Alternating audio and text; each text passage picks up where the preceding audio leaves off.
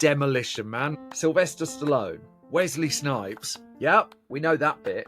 But there's another person in this film who really didn't want to be in this film. That would be Nigel Hawthorne. And boy, did he not enjoy himself. Nigel Hawthorne's experience on Demolition Man is directly linked to the film The Madness of King George. His memoir is called Straight Face. He notes in the book that neither Sylvester Stallone or Wesley Snipes were interested in him or his background, and Hawthorne observed how the pair of them would, quote, keep everybody waiting on the set as a matter of course. Christmas cards at the end of this just weren't going to be exchanged. He saved his particular ire for working with Sylvester Stallone, recalling that, quote, he liked to parade around with a large cigar, this is Stallone, not Hawthorne, jammed between his lips, cheerfully wisecracking, until dragged forcibly away by the ever-indulgent Joel Silver.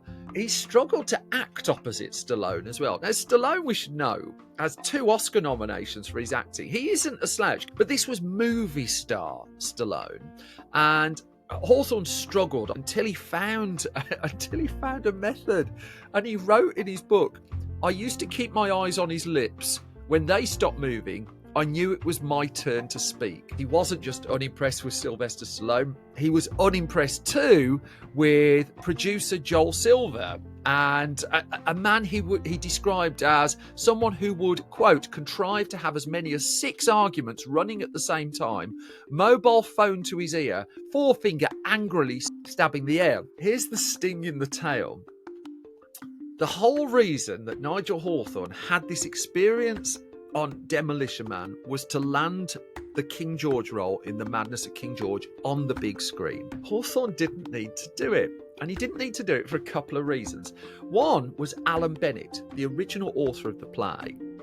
He made it known that he wouldn't allow the film to be made unless it was the stage team that brought it to the screen. The stage team was Nicholas Heitner, who'd never directed a film and has written a terrific memoir where he talks about his film work as well, and Nigel Hawthorne. And for Alan Bennett, that was it. Then there's the American financier, Samuel Goldwyn Jr.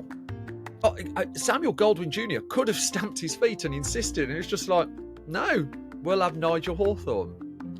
And so there was a happy ending, really. The Madness of King George, a tiny budgeted film, would end up with Oscar nominations, would end up with awards as well for Hawthorne. I think Demolition Man is an absolute hoot as well.